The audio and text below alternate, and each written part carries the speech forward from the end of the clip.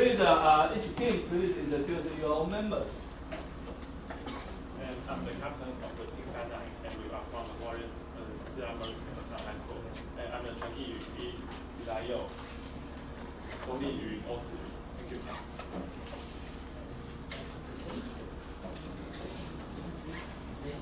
So hello everyone, and Trace, and we are team belong here. And I'm Benjamin Shea, and he's the captain, Harrison Chu, and he is Brian Tsai, and he is Sunny Lee, and he here is Vital Hong.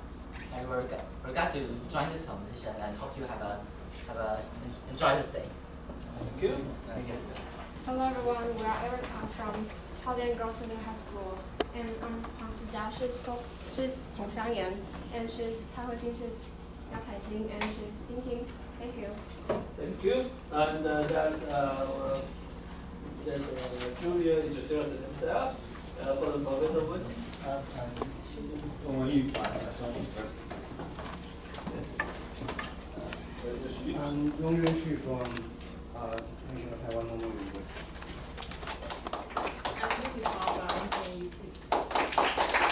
I'm Nian Zhengxuan from National Central University. I'm Gao Zhongwen, I'm the chair of the jury this section. So I think we can start. Yes.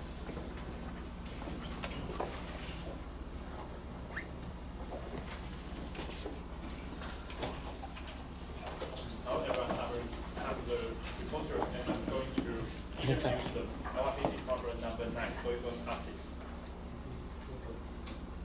And here's our outline of my presentation. I will divide my presentation into 5 parts. The first, I will introduce the problem statement and raise the key question of it.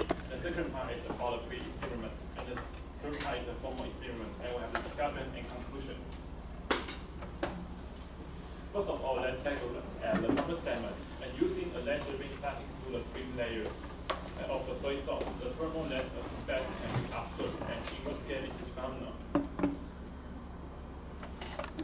So, according to the above statement, we bring out with 3 questions. And the first is what will happen when the laser beam passes through the soy sauce. And the second is what observation should we do in the experiment. And the third is how is the soy sauce related to optics. So this is our design for the pre-experiment setup, and we use the optical device and put a sample on it. And we drop a little soy sauce on in the middle of the microscope slide and cover with another microscope slide to make a sample. And then here is our front view and top view of our design. And we want to see what will happen when the laser can passing through the sample of soy sauce. And here is our hypothesis that we think the sample of the soy sauce will be like the converging lens or diverging lens. So this is our procedure of the pre-experiment, and the equipment that we use the laser pens, the soy sauce sample, and the procedure that we use the three different materials, that the soy sauce, water, and empty. And empty and water sample is regarded as the control group, and the soy sauce is experimental group. And here is our observations of the empty and the water and the soy sauce. And we want to change the image into the data. So I want to measure the light intensity of the picture. So we use the image set, a program that can process the image. And we found a very useful tool. It's called a point profile, and it can display a range of the gray value, and the gray value is the value of the single, pixel at a single sample representing the amount of the light, and it's the light intensity. So we select the square on the screen and output the data and display in the current average part of the intensity.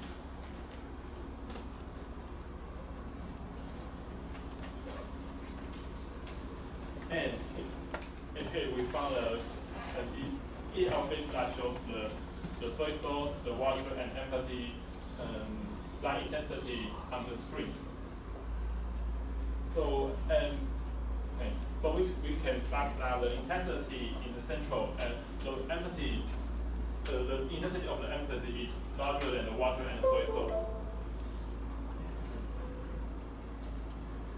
And you can see on the left, on the right lab, in the around of the picture, the central lab, the soy sauce have the intensity of soy sauce is larger than the empty and the water.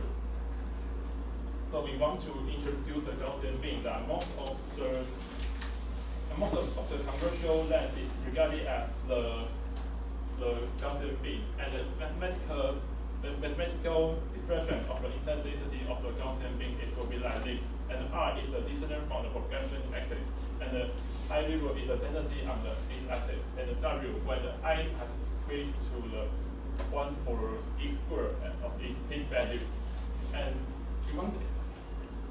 And the picture shows below the Gaussian beam programming at longer peak axis, and the beam radius is given by this, and the W is equal to the beam west, and the VR is equal to the pi W0 squared for that, where is called the red light range.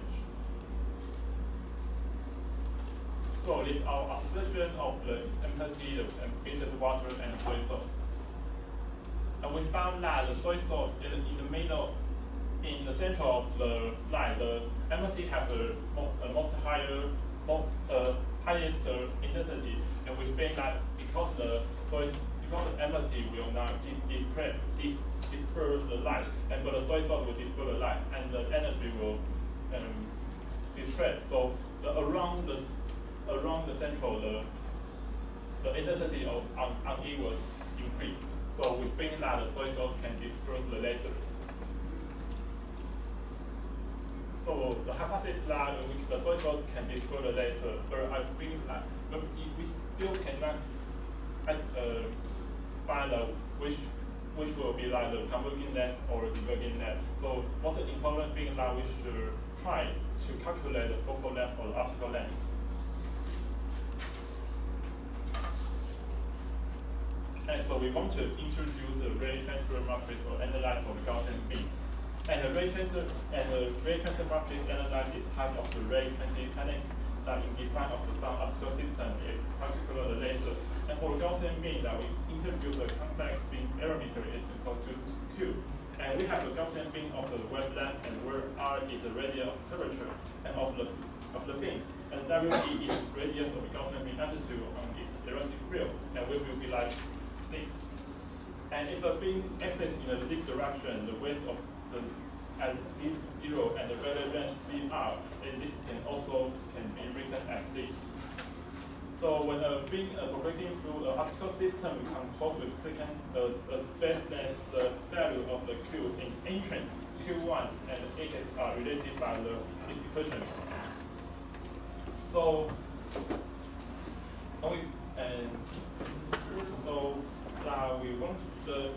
we think that the Gaussian beam that emerged at the laser window, and we think the curvature will be the infinity, and the complex curvature is probably imaginary. So we just consider the imaginary part.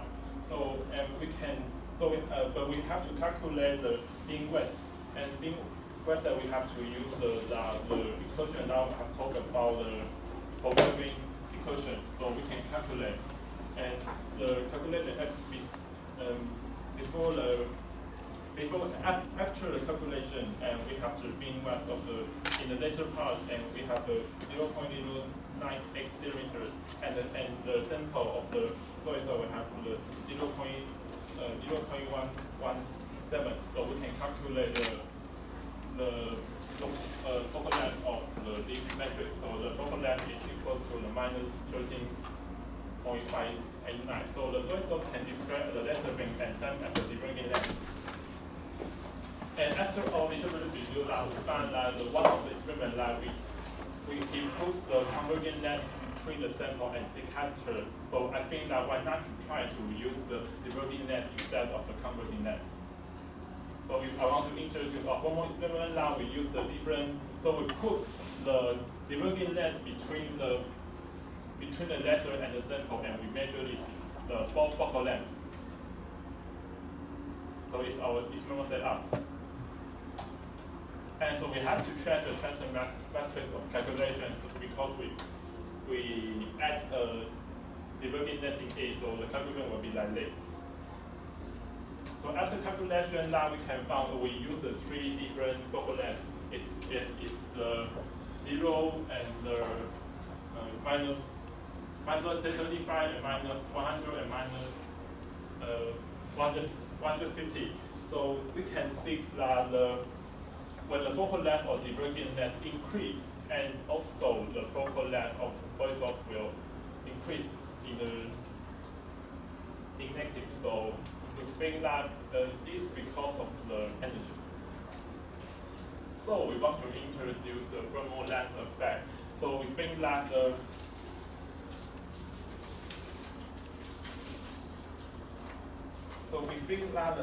optical element is continuously arranged at the laser beam for a long period of time. And we can observe that the change in the temperature will link to the change in the refractive index. So in the median and change the position of this local length. So if the refractive index of median at temperature T is equal to N0 of T, and the value of the index refractive at the temperature T plus delta T can be written like this. And so the dN dt will be the thermal optic coefficient, and the thermal optic coefficient will decide the medium. It will be like the convergent length of the divergent net. If the thermal optic coefficient is over 0, so it will form the convergent net. If the thermal optic coefficient is below the 0, so we have formed the divergent net.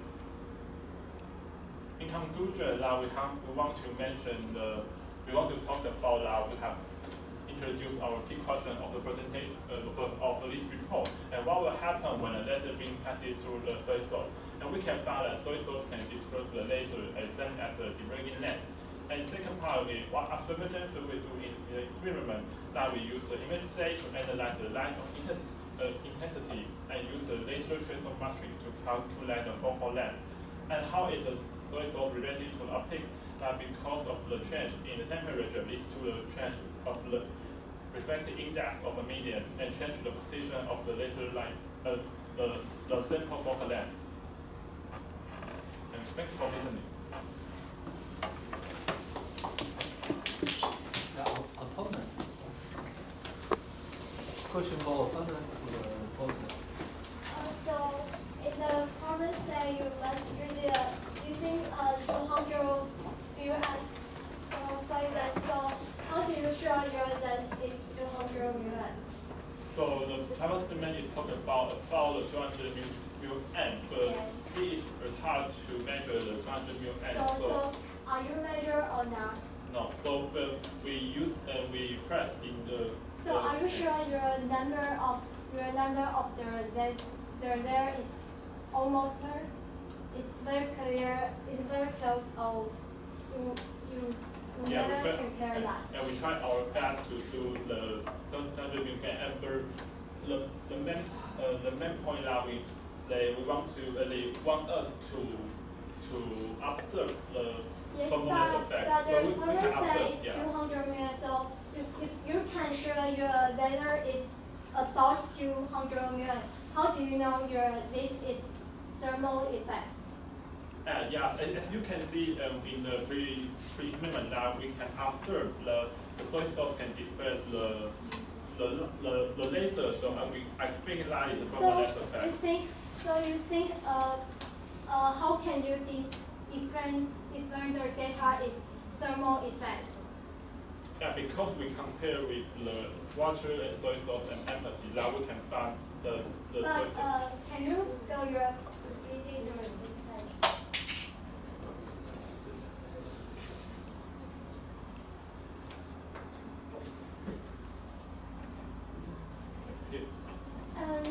Next.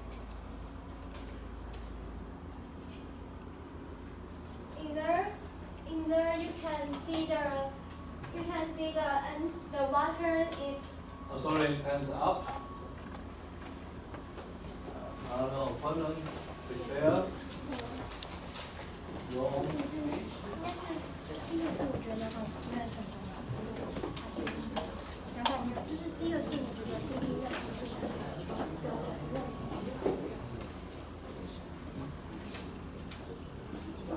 因为在中心点，因为在中心点，应该是我看到书还有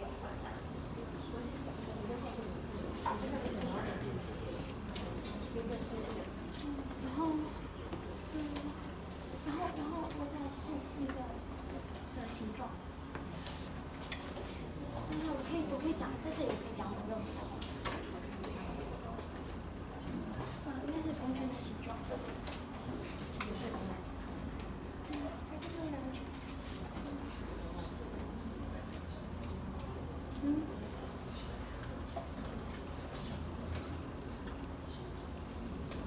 它左边对，就是我觉得它左边那个形状是就是对，然后我认为这个东西它是根据温度变化所变成，就是变化。所以意思就是说，如果它的这样子，可能会导致它的就是变成不一样。对，然后再是注意的，因为这有关于这个扩散。我想问这个扩散是怎么影响它的？扩散就是热传导，因为它会加热，第二就是热空气传导，第二处鼻涕是热空气传导，然后热空气传导。对，我的手机没有，手机没有。这边热扩散模式。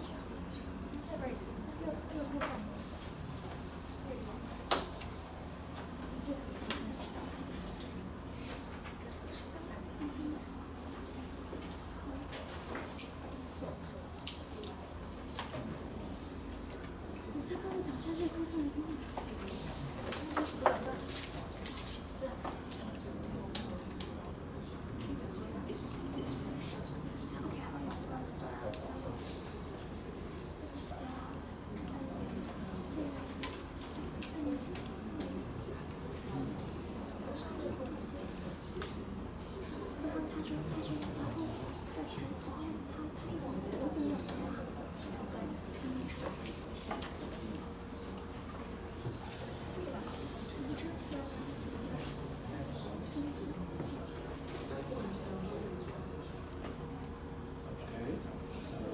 opponent, please take a floor.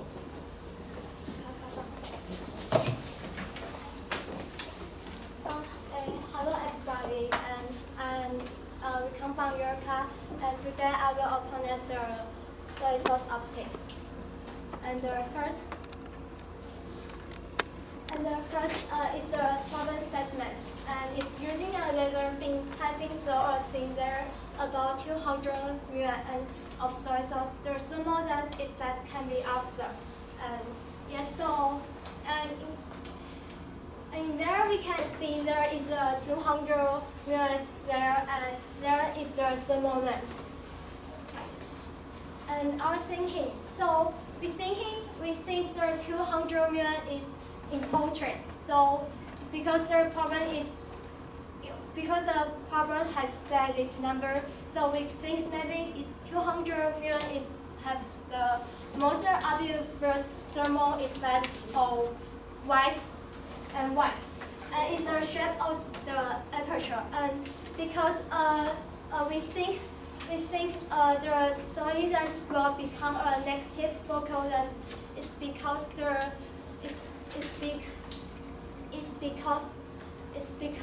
fashion of index is changed upon the temperature. So the temperature causes the fashion index change. So if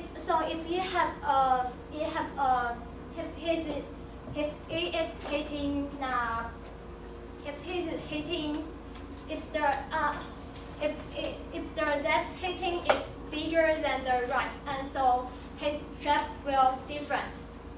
So we will talk the shape of the actual. And how about the gravity? And because we think this problem have the contact with the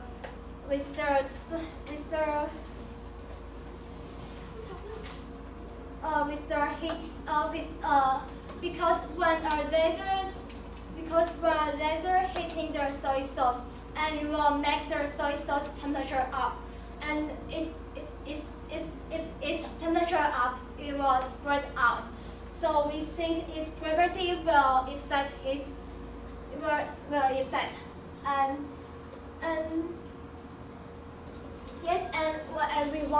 we also want to know the thermal diffusion effect then. Okay, thank you.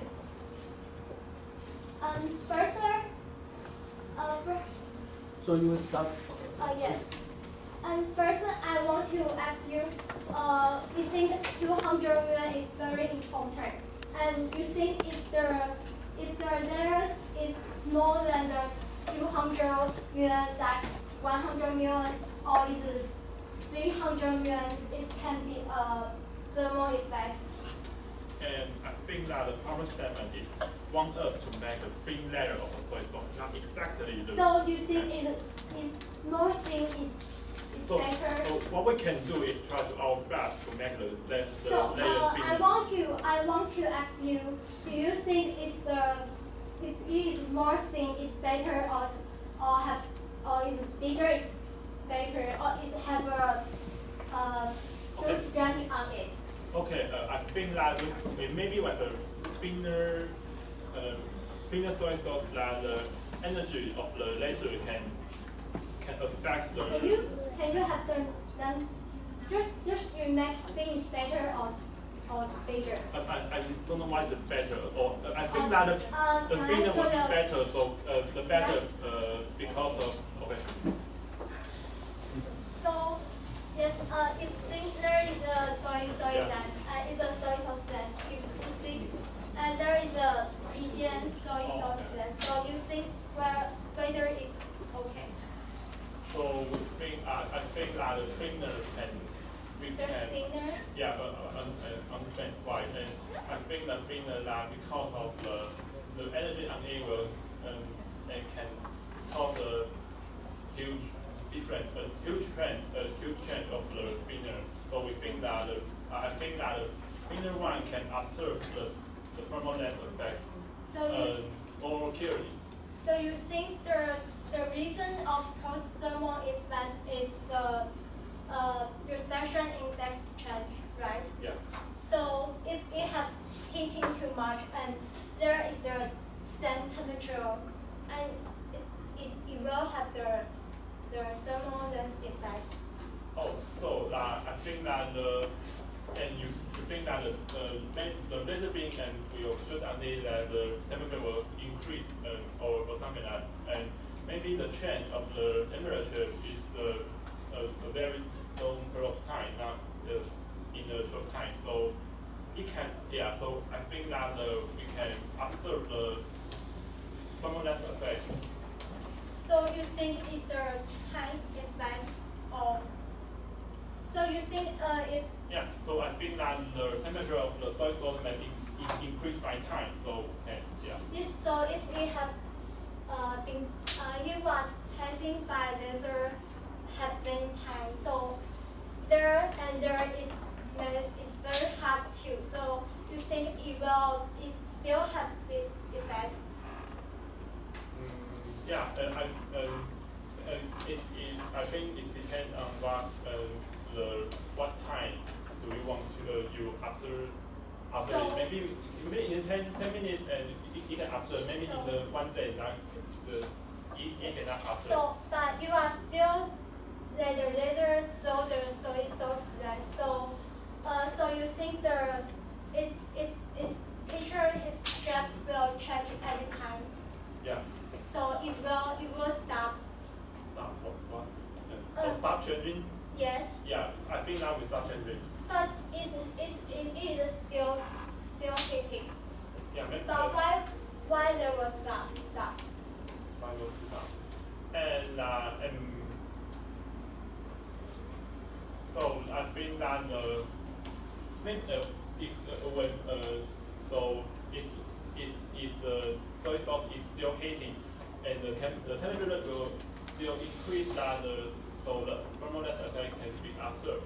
maybe so we can consider we want to talk about we talk about the change. So maybe the change is because of the first So you start the experiment and maybe you first time observe and second time observe. So when you to measure the focus, you have to consider its time because you think the time has the effect to it. Yeah. Right? Yeah. So you have the same time? Yeah, we maybe so and we put in the experiment now we can turn on the light. So if we when we can turn on the light and we have 1 minute and we will take photo of it. Yes. Okay. That for example, is the light good and in the center there was a higher surge light, right? Because your symbol is like this, so there is higher surge right? You mean the intensity? The center. Yeah, the center. Yes. Yeah. So it has the higher temperature in there, right? Yeah. Yes. There was spread out, right? Because they're hot and they're cold. So the energy will spread out, right? So you think this is how it affects your experiment. Okay. So you mentioned the laser beam will hit soy sauce in the center first, and the energy will disperse in around it. So I think that the thermal laser effect are talking about it. So I think that the temperature will because of the temperature, the level of temperature, so we can affect the thermal laser effect. Because the temperature in here and here is different, so it can make a thermal laser effect. Is this you mean the temperature or the fission index? Yeah, the change of the temperature will The affect. hotter temperature. So and you think if the temperature is bigger and cost change in index fission index? So you said that the hot, so we have to hotter temperature will affect the index more. Yeah, I think that. So you want to make the larger. Just I want to know if there has the higher temperature, if the thermal effect will be overused. Yeah, I think yes. So you say the thermal effect is affected by the fission index. So how's the temperature affect the fission index? Okay.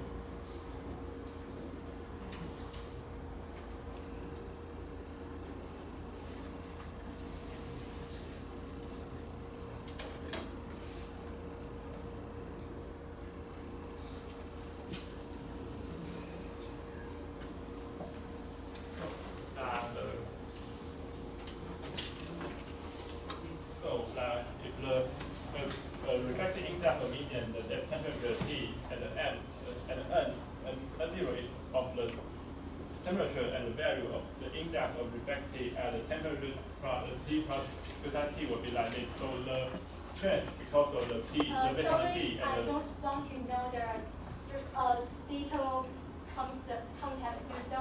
You don't need Yeah. to tell me the reason. The temperature big and index reflection is bigger or small? yeah. So if the change is bigger, so the refractive index will be bigger. Bigger too. Yeah. Okay, so the reflection, so the index reflection bigger, so when it spread out, so it was bright, it was, so it spread out, so there was not. Have a light. Yes, and because the fashion index meaning is the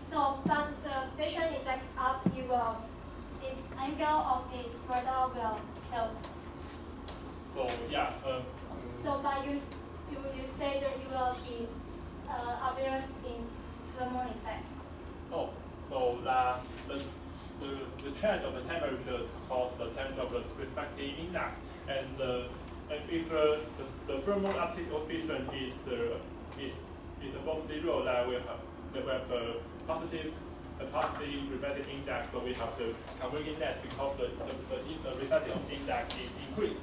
So if the thermal optic coefficient is negative and the refractive index will decrease by the change of the temperature. So what are you want to define? What is the obvious thermal effect? Obviously, the thermal Define effect. is they have the small big angle to spread out or something what about the temperature?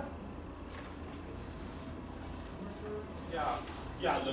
The change of the temperature will affect the refractive index. Yeah, I think the temperature change. So if it has the bigger, there's the high. I'm sorry, this class is stopped, so the reviewer should take a look. Oh, someone, sorry, opponent summarized. Yes, first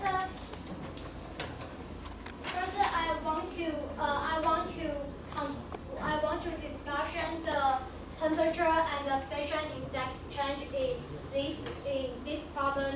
So I think there of the solid length will affect in and I don't very know how the reporter defined the obvious thermal effect, and because I think in his temperature contact with the fashion index have some change yes, and so I think because Sorry, we time also, is up. Oh, thank you. Please, reviewer. Okay, thank you. So first of the question we'd like to ask the reporter. So how do you measure those light intensities? You measure it by the naked eye. Oh, we measure the intensity. The intensity use the image set. Image set. So there's like Software. That is computer software, and we take the picture and measure in the computer, and that has a profile that can show the light intensity. Oh, okay, thank you. And as for you, we'd like to ask the opponent, what do you think of how the thickness would affect the thermal lens effect? Signals. The thickness of the soy sauce. We think there have a range, and this range can make the thermal effect is easier to becoming. So thicker the lens. Because we think it's a problem saying 200 mu because we think because it was big heating, so it was spread out. So we think it's spread out, and his heating power will affect this. Okay. And for another question, we'd also like to ask the reporter. We want to ask you what the relation of the temperature changing. Where is the relation of the temperature changing and the refractive index? Do you have that chart in your presentation? We'd like to see that. Oh, because I just calculate the overlap. I think that the coefficient, the thermal optic coefficient of the soy sauce is negative, so we don't have from the diverging lens. Oh, so you didn't observe the change on the temperature, or the change in temperature is not so big. Yeah. Okay, and would that also applies to the thermal lens effect theory, since there's too little change of the temperature? Yeah. So that's the thermal lens effect. Oh, okay, thank you. And last question. Also to the reporter, we'd like to ask you: have you put your data into all those functions and then compared it with theory? Okay. You put your experiments. So because that we have enough, so we have other parameters in it, so we can calculate. When we explain that, we can talk you the relation between the temperature and the big radius. Oh, so do you think the thickness of 200 millimeters are the errors that could be acceptable. Yeah, so I think that So even you change that. yeah, the main cause is the change of the temperature because the thicker one Time is up. temperature harder. Okay, thank you for both sides of your answer. Thank you.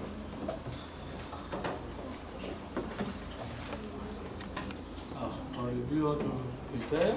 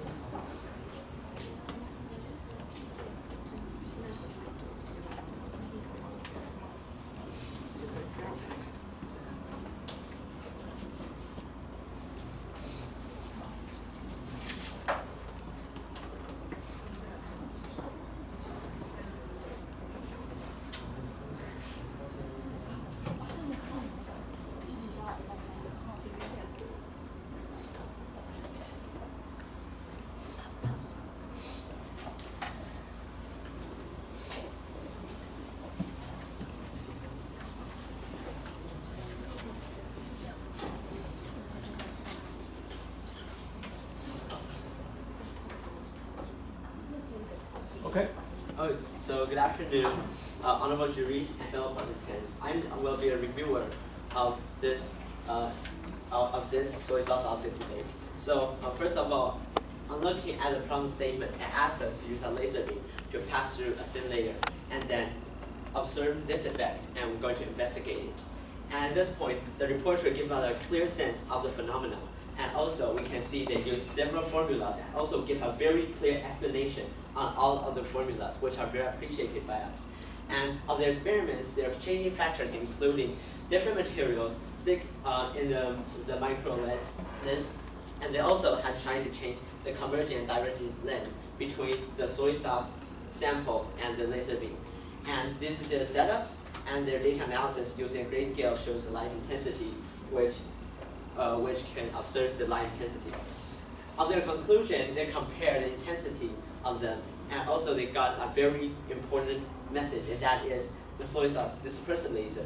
And they had checked it not only experimentally, but also they had checked this effect, checked this by all those formulas, so which it wraps up all the things. However, there's still some suggestions that we'd like to give them, since they didn't consider the variables of the soy sauce, the thickness of soy sauce, and they also didn't have a clear relationship between the formulas and their experiment. Lastly, most importantly, is to showcase the changing of the temperature and the thermal lensing effect. As for the opponent, we'd like to give them some advantages, advices, including they're trying very hard to clarify every point and then discuss much probability. However, they somehow persist on some opinions and theories, and we believe they should give more time for the reporters to explain, since that discussion makes us clarify most of the point that the reporter is trying to give us. And so we're going to give a summary and discussion of the discussion part. So first class is question about their setups. Since they didn't control the thickness of it, we believe that it's actually not that hard to do it. And in fact, this could also be one of the variables that to consider not only why the thickness of the soy sauce would be controlled in the topic. A second, their class are about the observation of the soy sauce lens effect, thermal lens effect. So asked about the refractive index changing and the relation to a thermal lensing effect. And they said, since the temperature changing maybe occurs for a long time for the soy sauce to be heated up. But at this point, we didn't see the actual relations, and we believe that maybe they should give us a chart, or maybe using a stronger laser beam to go through a soy sauce sample in order to observe the temperature rising and the thermal lensing effect. And also they discussed about focal length. However, at this point, the reporter gave very clear sense and about the time ranging, and also on their formula showcase, so that we know about how their measurement is. And lastly, about thermal lensing effect, since at this point we believe that maybe the reporter could get a better job next time. So of my questions, most of them, they did a pretty good answer and did clarify some of our confusions about the discussion. So let's just skip this part and go to my final concluding of the whole debate. So the independent variables for each experimental sample did good by reporters, and also the opponents did grasp the importance, the essence of the whole topic. And that will be our talk. Thank you. And thanks to the reporter and the opponent and the viewer, and we think that because of the change in temperature will affect the refractive index, I think that the thicker layer of the soy sauce can downsize the change in the temperature because of the energy, and the thermal lens effect will be harder to observe. And about the review apartment, because the temperature changes are hard to measure, and the differences is very. And I think that we want to try further that we can detect the temperature change, but we still can see the fact that we found the soy sauce can use as a debrigging lens. So we think that because of the thermal lens effect. And return to the opponent and I think that about the physics that I think the problem I think the thickness will be another parameter that I didn't consider, so I think that we will consider the in the future.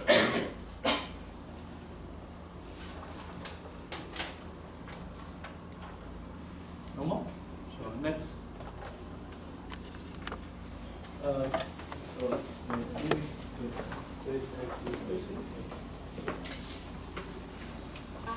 Yes.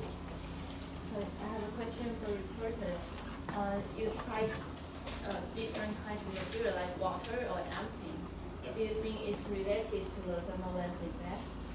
So that You compare the we compare. So I think they compare the empty and the soy sauce and the soy sauce will change when the light laser beam passing through the soy sauce and the light will be dispersed. So the light would be dispersed is because the different reflective index. Yeah. Right. But how much time do you shine the laser light on the material to observe this process? I mean, the thermal, it needs time to transfer from laser to material. Yeah. And do you wait to observe this phenomena, or just shine the light and take a picture? Oh yeah. So I mentioned that to the opponent that we turn on the laser and we will wait 1 minute to take the photo. 1 minute. Okay. And is the empty and the water, is there any different thermal lens effect in your experimental results?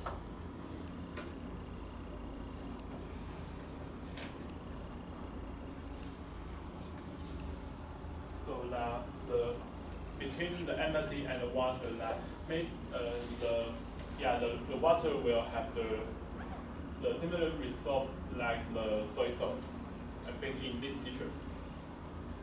And because the intensity in the central is decreased, but in the around of it, the intensity of the water is similar to the empty.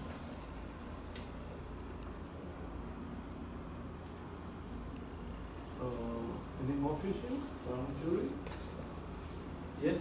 The question maybe also you can answer that, especially reported you show the relation between the focal length and this refractive index changing respect to the temperature.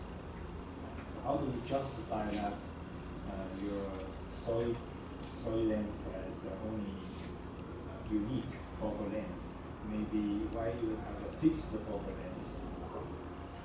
Because the length, the shape, you don't really know about the shape. How do you justify that? You only have one. It can be focused or not. I think that the experiment that we showed the thermal length effect we calculate the focal length, and I think that the change because of in our experiment the change of the experiment is because of and we put the diverging length between the laser and the social sample. So when the laser beam travel past through the diverging length, the laser will disperse first, and as the laser diffracts and we will passing through the soil source, and we will be in the beam radius will be larger, and so we can cause our experiment results. So that the different diverging length focal length will affect the different the focal length of the soil source. Sorry, I forgot your question. Okay, so maybe you can show the equation, the relation between the focal length and this dispersion. Okay, the one you showed before. Yes, this one. So, for example, how do you know that there's a DNDT? How do you know there is no further text? Which means, for example, nonlinear. How do you have a fixed F in this case? I know the DMDT laser indexations change along the temperature. So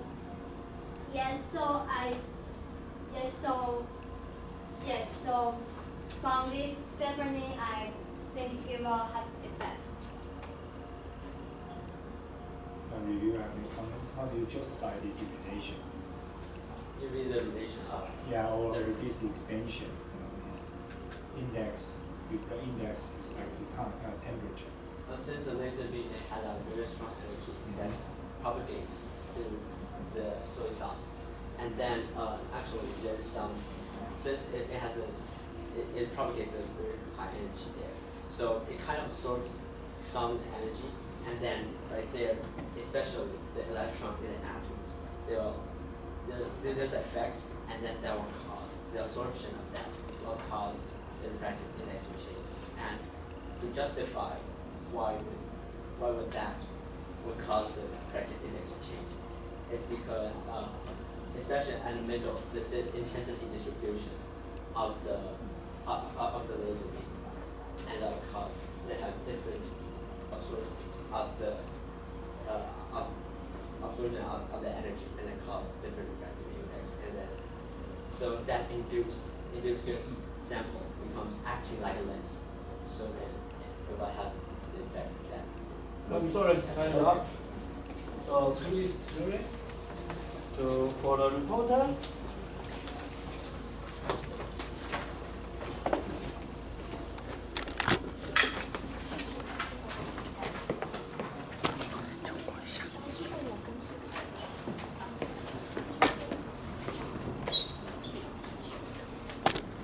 Yes, please. 4, 5, 6, 7, 7. Okay, for the opponent.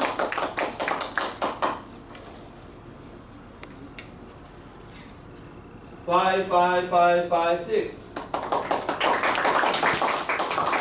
For the reviewer. 6, 7, 7, 7, 6.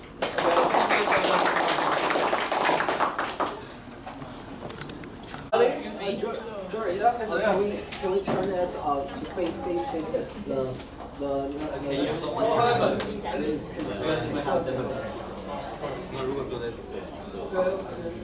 Thank you, Jerry. 那你们要倾斜一下，是不是？对对。来一个这个啦，荧幕稍微斜一下。哦，OK 吗？这个荧幕稍微斜一点点。以后的可以改一下。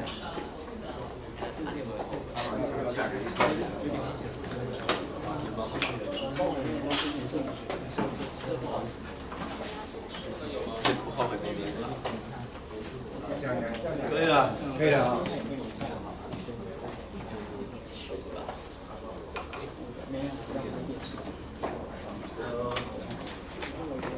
这个题目选不用选的嘛啊，那个要上去报告的同学把名字写上。来，我来一个 name up。那你们一个人帮我写那个。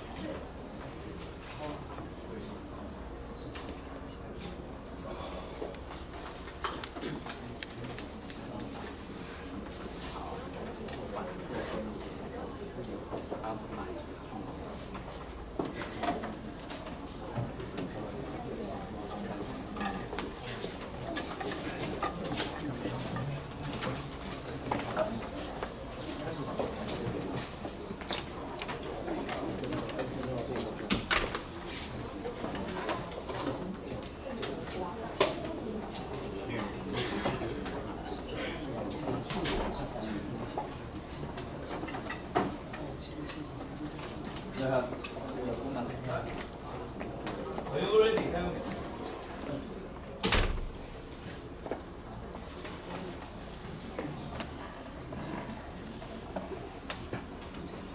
你就照着这个 schedule。Please notice the time.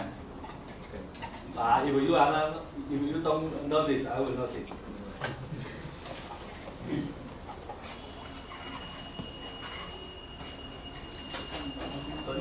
You are ready? Let me know.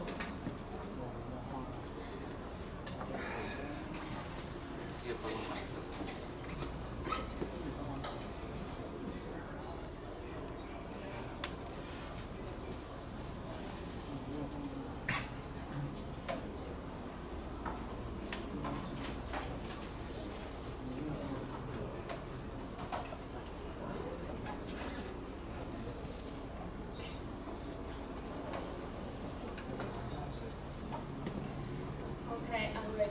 Yeah. Let's start. Hello everyone, I'm the reporter of the series. Today, I'm going to talk about the problem 14, looking at the content, problem statement, and then I will explain the phenomena, theory, and our purpose. Experiment. We totally made 3 experiments and discussion. Finally, I will report my conclusion. Problem statement. Connect 2 loads, one heavy and one light, with a string over a horizontal road and lift up the heavy load by pulling down the light one. Release the light load and it will sweep around the road, keeping the heavy load from falling to the ground. Investigate this phenomenon. And this is the phenomenon. As you can see, there are 2 loads by the road, connected by the road. When I pull down the light load, the heavy load will fall, and the light one will sweep around the road. And I use the tracker to analyze the process of the light load. From the right picture, we found that the motion process will look like Archimedean spiral. It is a spiral of uniform velocity. Here, first, we try to analyze the force between the system. There are 2 balls in the force diagram. Bigger one is the heavy load. The other is the light one. They are also in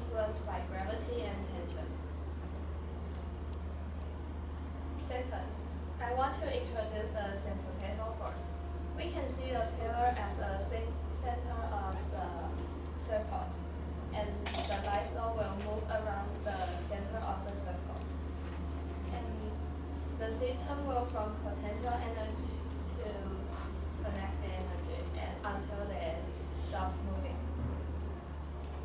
Third, simple gravity pendulum. This is a formula that we derivation from the Newton's second law and the Artman formula. And the last one theory is Capson equation. Because of the friction force, the tension of the light load and the heavy load will not be same. And the angle and the friction factor will affect the heavy load tension. And after research the theory of the floating pendulum, we decide some purpose. First, we want to measure the friction factor between the rope and the pillar. And according to the simple gravity pendulum, the angular acceleration of the light flow will decrease. And when we control the angle in 90 degrees, the angular acceleration will be bigger than others.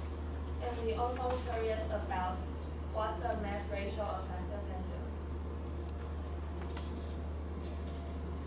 Experiment procedure, materials and apparatus. Weight. The weights we use is 20 grams each other. And cotton free, shelf, scissors, x-ray ruler, and protractor. And method. First, conduct the experiment under the condition mentioned on the right.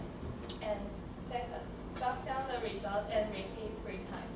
Third, calculate the average values. Experiment 1. How the different length of the rope affect the process. Control variables.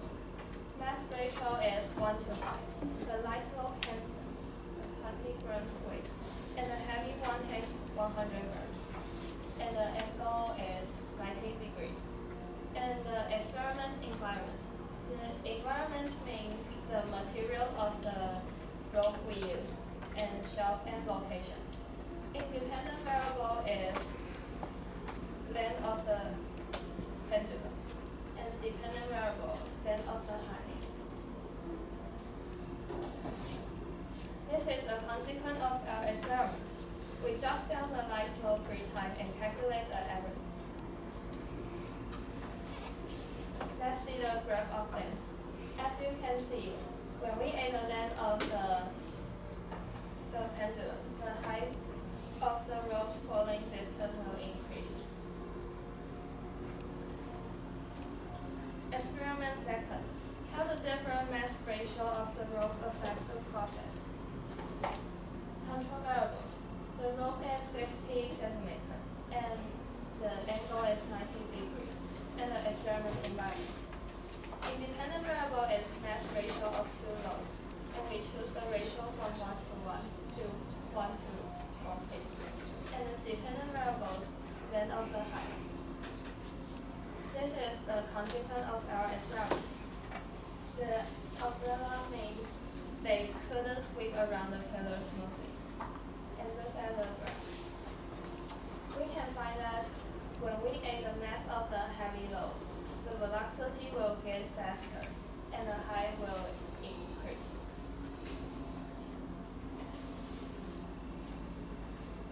Experiment 3. How the different angle affect the process. Control variables. The rope is 50 centimeters. The mass ratio is 1 to 5. And the experiment environment. Independent variable is the angle. And the angle means here. We choose 50 degrees to 115 degrees. And dependent variables, length of the height. This is a consequence of our experiment 3. And look at the graph. We can find that in 90 degrees, the height is the lowest. So I think in the 90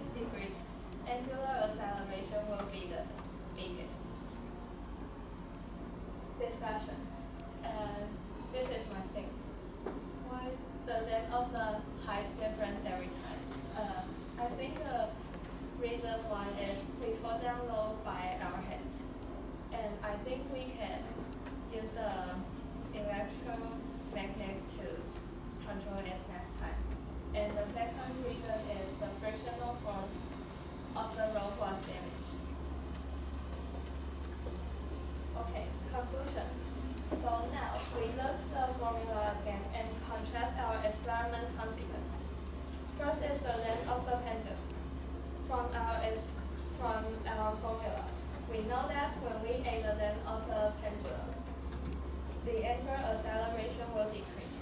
So I think it's the reason of the first experiment. Second is the mass ratio. I couldn't use the formula to explain it, but I think it's just because when we add the mass of the heavy load, the gravity will increase. So the acceleration will increase too. And third experiment is the experiment. From the simple gravity pendulum formula, we can know that when we add the sin theta, the angular acceleration will increase. So the height will be lower than others. And this is my reference. Thanks for listening.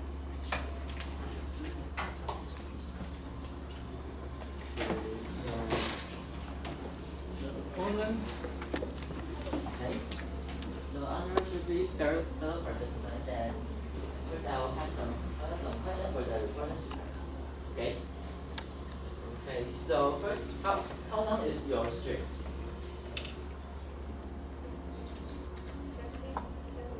50 centimeters. Yes. Yes. And can you show the page of maybe you go to page 11. So this is your maybe your lab. Do you always do the experiment at this environment? Yes. Yes, always. Yes. Okay. We can turn to the captain equation page.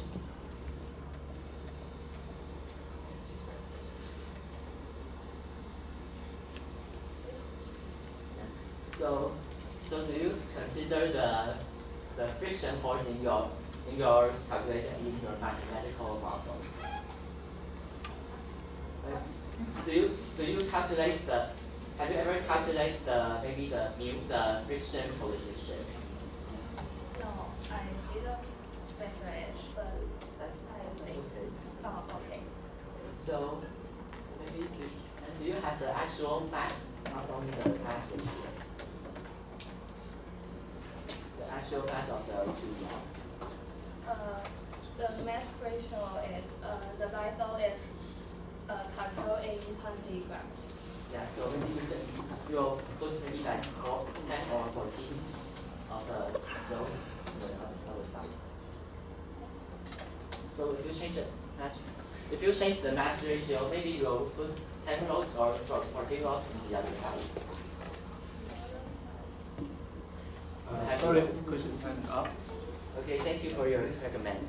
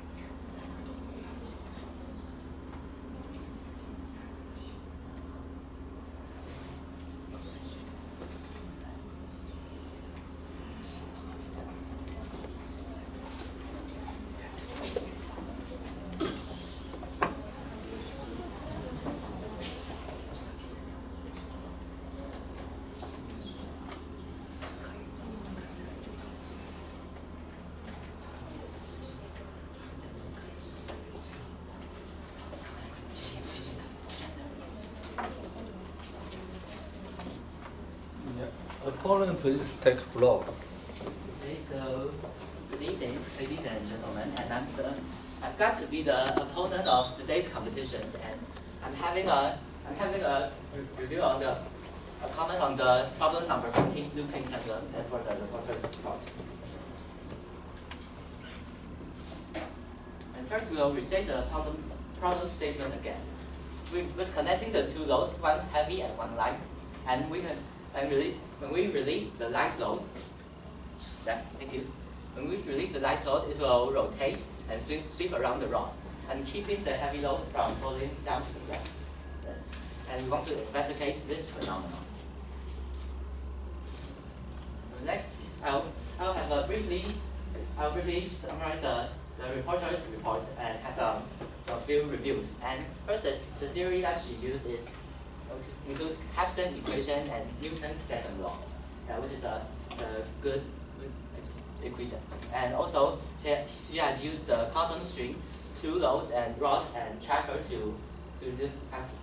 for her experiment setup. Yeah. And also, she has changed some different parameters such as the mass ratio, angle, string length, which I think is also the crucial point of this whole question. Yeah. And also, then she has introduced some experiment by releasing the light load. Yeah. And the result is when the larger release angle, it will have a faster angular acceleration. No, but the limit is at 90 degrees. Yeah. And also when he changed the length and also the ratio of some mass. And here's some pros and cons about the reporter's report. First, she had a steady, calm presentation, and she had represented her idea well. And she had done some equipment. But here are some other cons, like she didn't consider the air resistance in her mathematical model. Yeah, and as she mentioned in this PowerPoint, she used a hand to release it. So there might be some possible minor errors, but I think it's not so important. But maybe we can improve it. And next, she has the lack of some comparison for the formulas and compare it to the experiment result, which is compare the theory and the experiment. Yeah, and then we'll have some few questions for the reporter, and I guess we'll just skip to the next part. Oh yeah, please. Thank you. Let's start the discussion.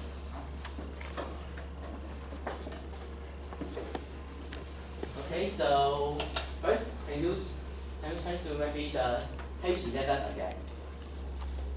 Or do you have the trajectory, which is many blue dots and a red string on the last page?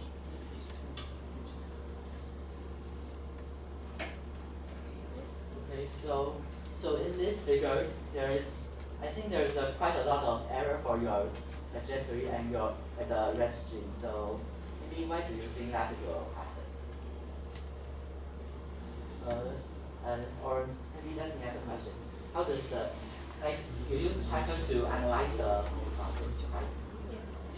Yeah. So maybe the tracker will just check a spot of maybe a different color or something else, and then it will track its movement, right?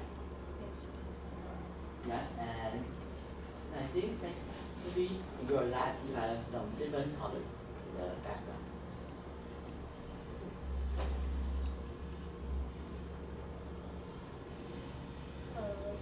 I think it's just my pen. Your pen? Yes, it's just my problem. Oh. My mistake. Okay, but okay, so maybe we can go ask another question first. Yeah. So can I ask that if the red line is your simulation or is a simulation? This is Archimedean zero. Yes. Okay, so and your math model, have you considered measure the friction force? No, but And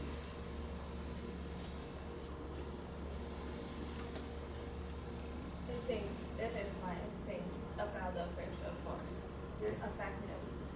And because the friction force, the tension at the light and the heavy load will different. So may I use the blackboard? So can we try to discuss about how to maybe we can calculate the friction coefficient.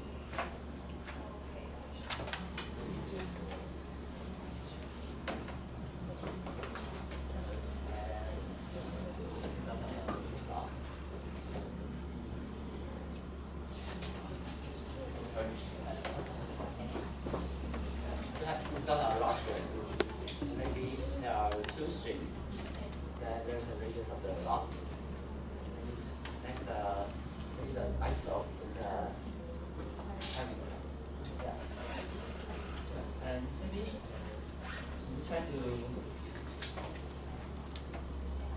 can you draw some of the forces on this system?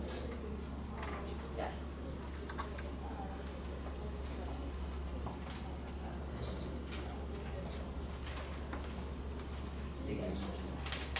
Yeah, quite reasonable.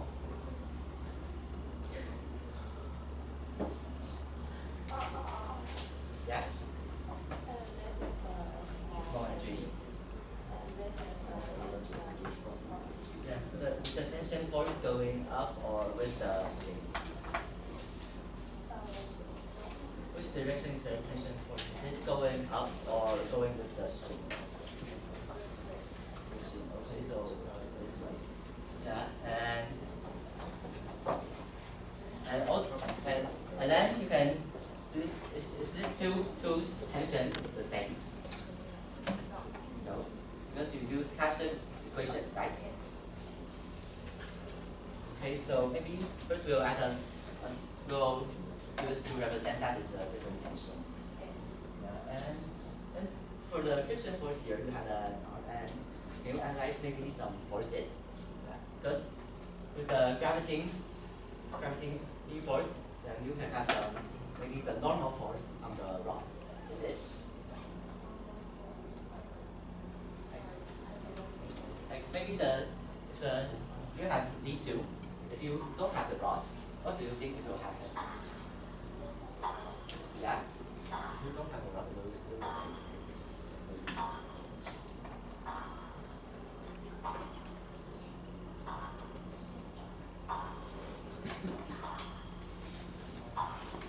maybe let's say this, because the force is going down, so maybe there will still be a more force for the string here, and maybe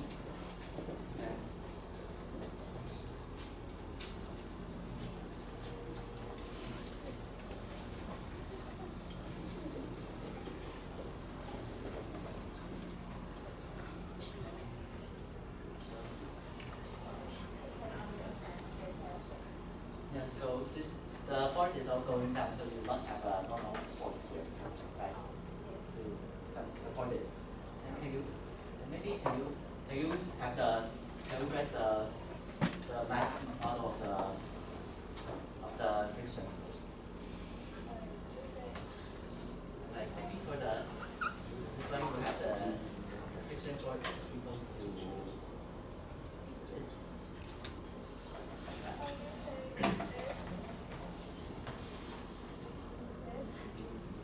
Oh, you mean the angular velocity?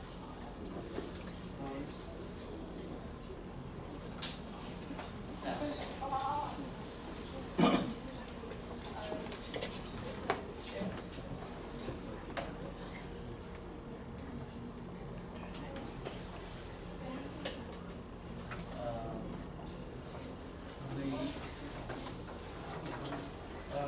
Maybe can we change to another question? Yeah, so can you turn to maybe the page that you use the Newton's number 3?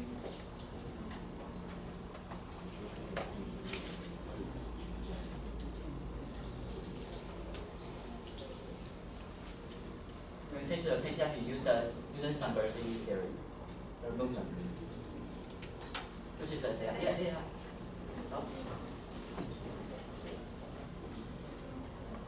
Stop. So also, do you think that this equation can be used in your experiment?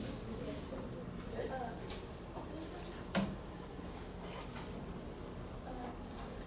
This is the length of the movement. The L is the length of the pendulum, right? Okay, so have you? So maybe if you can.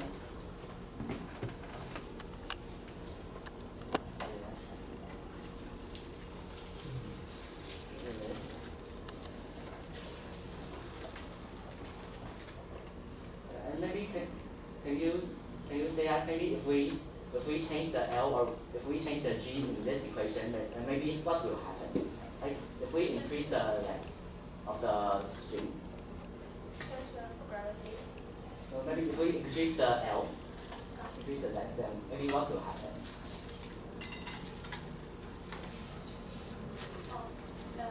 When the length when we add the length, I think the angular acceleration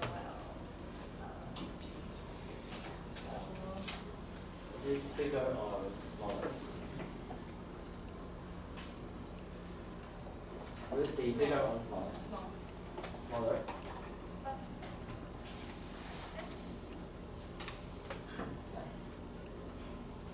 Let us one please.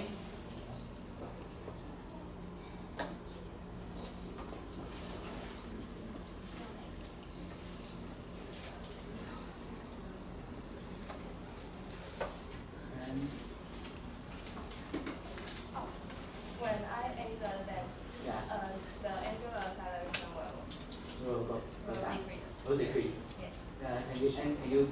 Can you explain why? Maybe.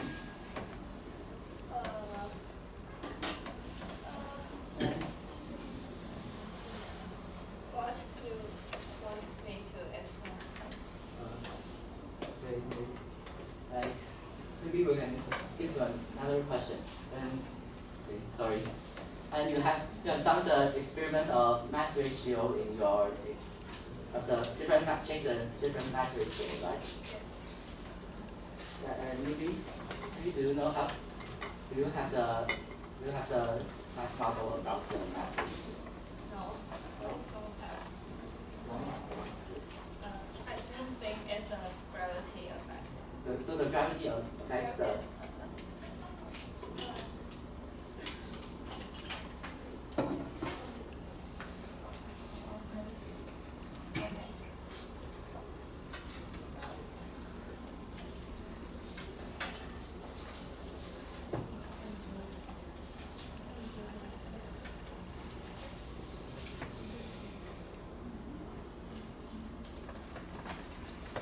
and maybe we can ask the last question, okay, since we're running out of time. So the rod has the radius for the metal bar, the metal tube, right? Here you have the radius of the right, and I suggest that maybe if you change the radius, then maybe something will happen. I'm not using my Sorry, time's up. The formula, please summarize your discussion. Okay, so I'll briefly summarize our discussion about this idea, and for the some pros and cons of the reporter's presentation. So she has some explanation about the experimental model, and she has changed a lot of different parameters, which we think it is good for discussing the other parameters and compared to the theory. There are some concepts, maybe she hadn't controlled some minor errors such as the rod to make the data more precise. And also I think that maybe the reporter can change some other different parameters and maybe go in a single color environment, so we can decrease the error of the shadow. Time's up. Okay, that's my presentation. Yeah. Reviewer, please. So I have a question about both the opponent and the recorder. So first I want to ask, what do you think about the relationship between the angle and the friction about your Caspin's theory? Do you know anything about that? No. Okay. So what do you think about in the Caspin theory, what's the relationship between the theta and the friction? The theta and the friction. Yeah. So when the theta is the friction, since it's on the power of the exponential, is it? Yeah, that's a theta. And what's the relationship between the friction? Between the friction. Yeah.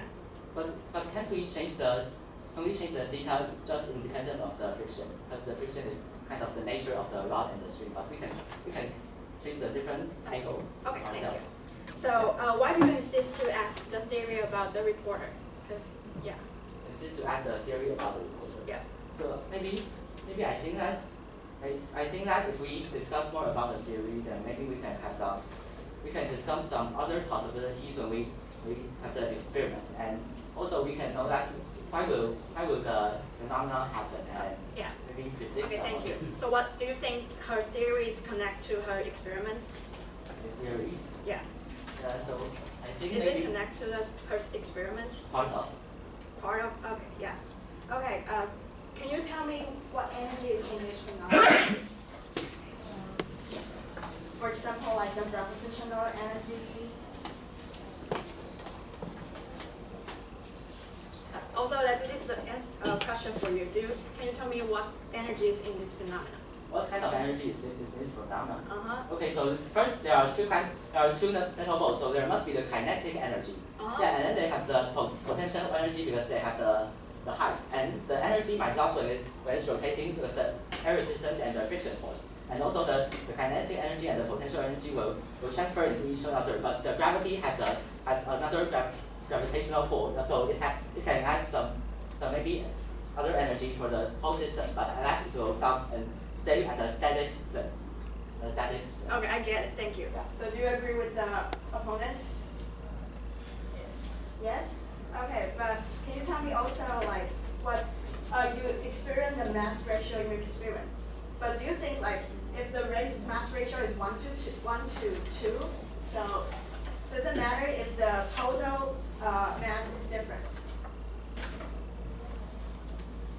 For example, if the ratio is 1 to 5, so you have 20 to 100, but what if it's 30 to 150?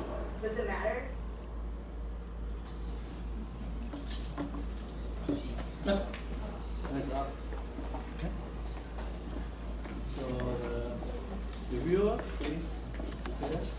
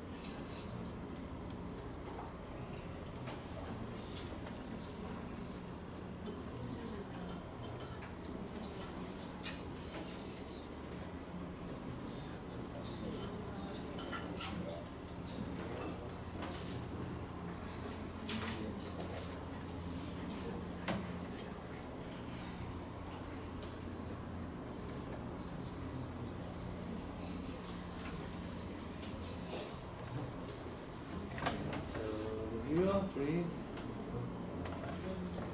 Yes. Reviewer, please take the floor. Okay, so we are from Team Sinai, and then I have some pros and cons for the reports. So first, they do have a clear theories. They also have a good describe about the problem statement, but in their experiment phenomenon, they didn't explain anything about their X idle and the Y out, and didn't describe very clearly. And for the experiment, they have 3 parameters, but I think they should have a lot more parameters they should consider in this experiment. But also, in their experimental procedure, they talk a lot about their theory, but in their experiments, they didn't connect anything to their experiment. And in the conclusion, they also didn't say anything, the relationship between their theory and their experiment. And they have a clear explanation. They also have some kind of parameters in the experiment, but I think they still need to do more model explanation. And they also lack of experimental results, and they have no hypothesis, and they didn't mention anything about the lighter weight, which I think is also important in this problem statement. And then they also didn't mention any relationship between the light load and the heavy load. So for the opponent, they stick to the problem statement, which is really good, but they also can find the weakness of the reporters. But I think they didn't mention about the relationship between the light load and the heavy load, because it's really important for the experiment. And I think they talk too much on the theory, which is they don't have a really good time management, and yeah, they lack of time control. So in their discussion, the opponent asked about the reporter, did you consider the friction? And the reporter said no, but they already said about the Caspian theory in their theory. So I'm so curious, like she mentioned it in her theory, but she didn't consider it in her experiment, which is really weird. And next. So I also asked about the opponent and the reporter about what kind of force is in this experiment. And the reporter first answered me like she didn't know. But then I asked about the opponent. Opponent told me like there's potential energy, there's kinetic energy, gravitational energy, and friction. And then I turned to the reporter and said, did you agree with that? And she's like, yeah, kind of yes. So I think the reporter wasn't familiar with this experiment. And I think they should also consider more about all those parameters in their experiments. And also, I think the reporter is really not familiar with their reports, their parameters, and their experiments. I think, and I asked them about like the ratio. They do this in their experiments, but I don't think they have the clear conclusion for this. And this is all for my reviewer point. Thank you. Okay, next. Reporter, please have a concluding remark.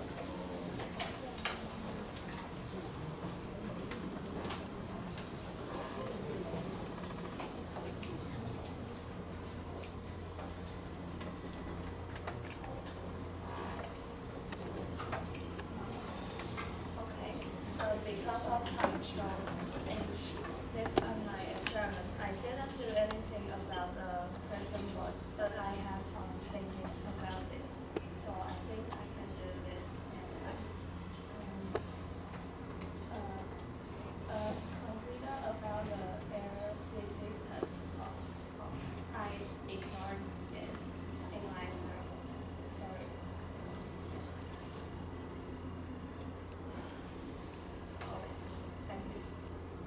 Okay, so yeah, the question from the jury. The jury, any question or yes? Starting from the opponent. Okay. So what do you think if the friction is considered? If the ratio is considered, The friction. the friction is considered, Yeah. and maybe it will have some more energy loss the whole system, and maybe the friction can also tight the string and. Sorry, I'm talking about the observed phenomena will be changed in what way? If we consider. Yeah, so since the string will collide and tighten, and with the friction force bigger, it will be harder to pull the string, and it will be likely to stay the head free flow from the ground. What's your opinion? Suppose we can tune the gravity, the friction. Yeah. So as the friction increase, what phenomena will be changed? So, in my opinion, in Caspian theory, the more spiral it makes, there will be more friction in this phenomena. And I think the friction can also be another parameters in the experiment. For example, they can add a paper between the rod and the string for another parameters. And what will you expect, although you didn't investigate that step? Say the friction force affect that. Yeah. If we increase the friction from 0, then what behavior will be changed? I think I think the friction force will increase, the tension will increase too. So the force in the whole system will increase. Okay, thank you. Any more questions from jury? No? Okay. So, please, jury, you ready? Okay, so for the reporter, 3, 4, 5, 6, 4. For the opponent, 5, 6, 6, 7, 8. For the reviewer, 6, 5, 8, 8, 9. Okay, thank you. So let's go. The police section. Let's have let's have so please write down your name on the paper. But I happily go to the last section. My at least when I have a long day.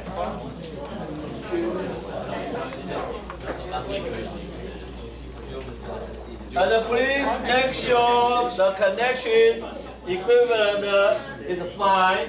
Okay? 再看一下。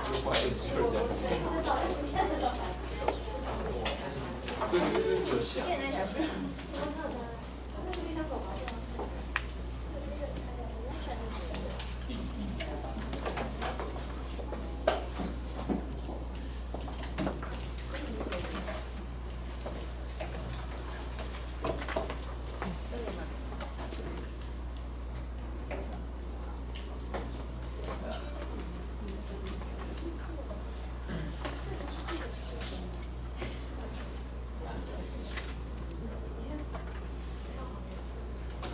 Please try the connection, make sure connection works.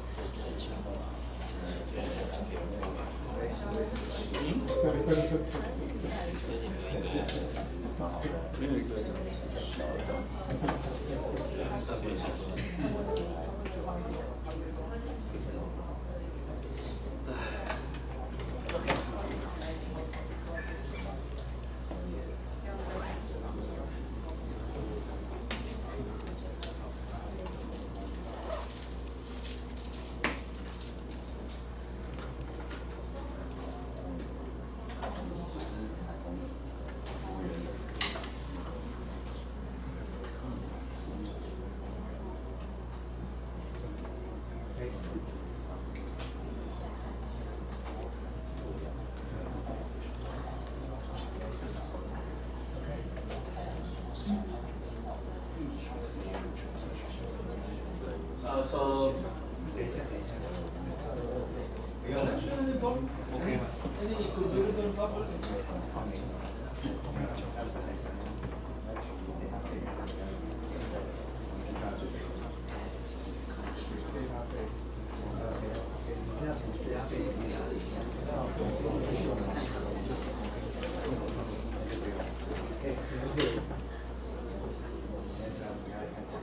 Well, yeah, it's yeah. If you are ready, let me know. Am I ready? You ready? No, wait. If you are ready before the time limit, let me know. Yeah, we can start. But of course, you have right to start on time. No problem. Maybe I'll have a little time. Yeah. It's your right. It's your right. I'll do my best. No hurry. No hurry.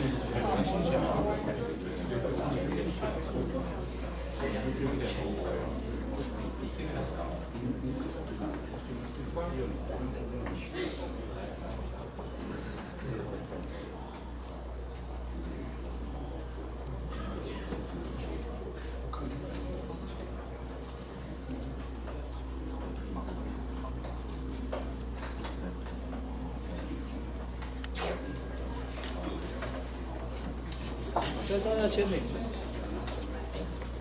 是不是有一张要签名？那个结束之后。哦，结束再签。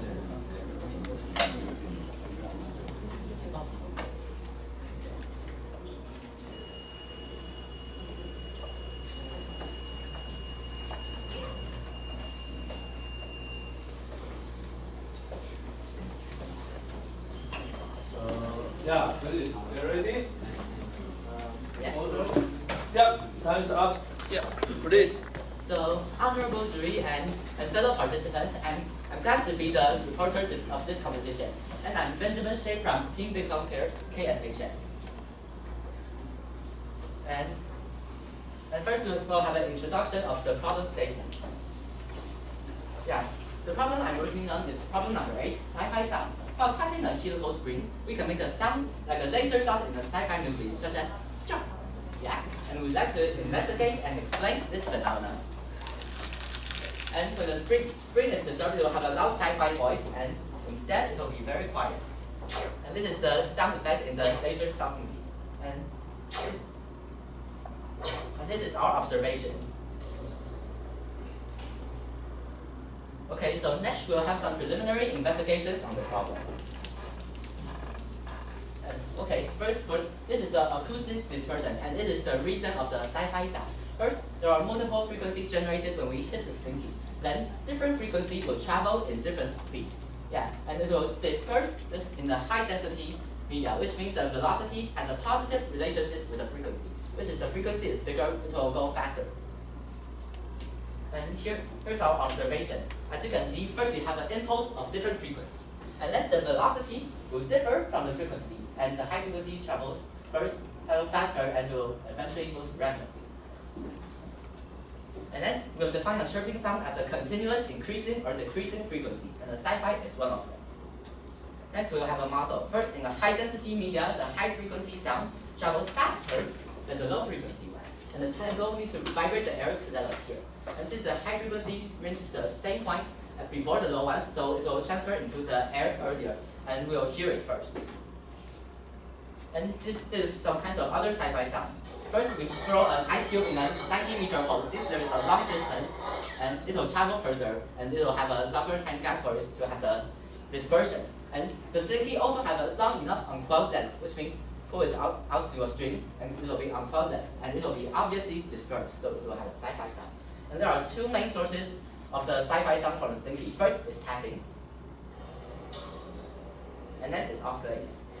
And they both come from the same region, which is collision. And here's our observation. First, you can hear the sci-fi sound, and then there's a little longitudinal vibration, and it will oscillate perpendicularly. But how do we analyze our sci-fi sound? First, we use Fourier transform. A Fourier transform is a kind of math tool that can resolve any wave into multiple sine waves. And we can get the amplitudes here in the frequency domain, and we can distinguish different kinds of voice. But there's a disadvantage about the Fourier transform, which is that we cannot compare it to the time. So instead, we use the short time Fourier transform, which can make an FFT analysis in about 0.15 seconds. And by doing this, we can find the relationship between frequency, time, and amplitude. And here is one figure of the STFT analysis. First, as you can see, that the Y scale here represents frequency, and the X scale means the time times 2. And the color represents the amplitude, which is how loud is it. And in the first region, the frequency will decrease as the time passes by. And then it will have a continuous low frequency sound vibrating. And we compare the laser shot in the Sci-Fi movie and the slinky sound. And we can see that both of them goes from high frequency to low frequency suddenly. And then they'll have single or multiple peaks, which is allowed in one Sci-Fi sound. Yeah, and next we'll discuss about the peaks of the Sci-Fi sound. First, we already know that the sound wave will travel back and forth in the metal coils, and it will generate sound when it travels to a point where we hear. And the sound wave moving is the origin of the peak, which is the loudness here. So next we'll change some different parameters and see how they affect the results. And this is our equipment. First, we set up the string vertically, and here's the paper and the cup to expand the volume. And that is about a constant. And we'll always have the under the cup for 3 coils. And then we change some different variables. First, we change the different wave of disturb, which is oscillate and tap.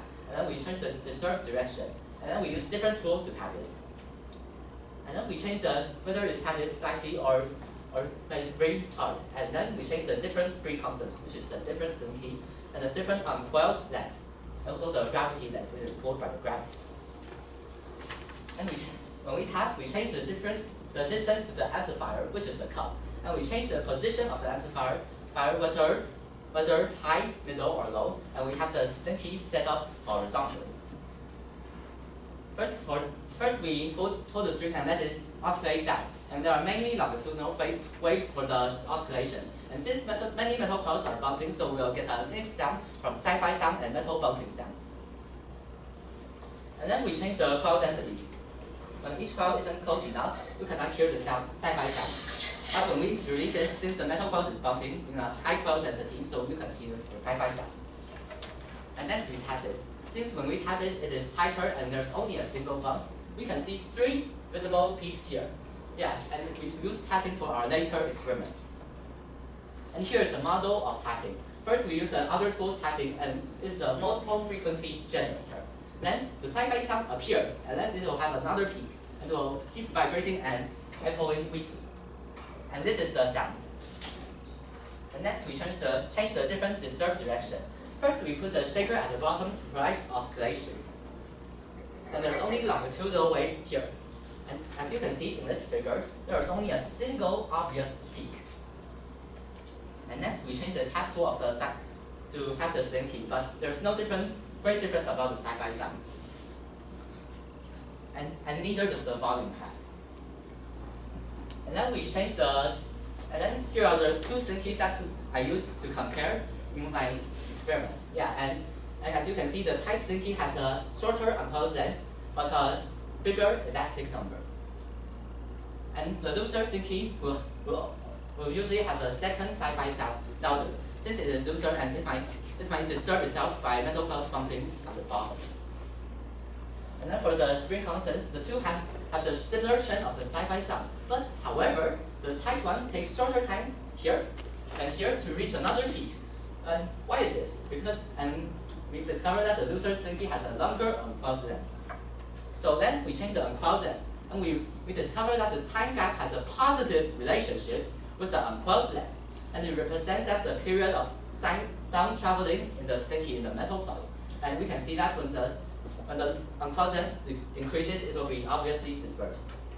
And next we change the gravitational length. Yeah, and for the 175 centimeters length, we can see 3 clear peaks here, and there's less possibility for disturbance since it has a low coil density, and the 125 is similar.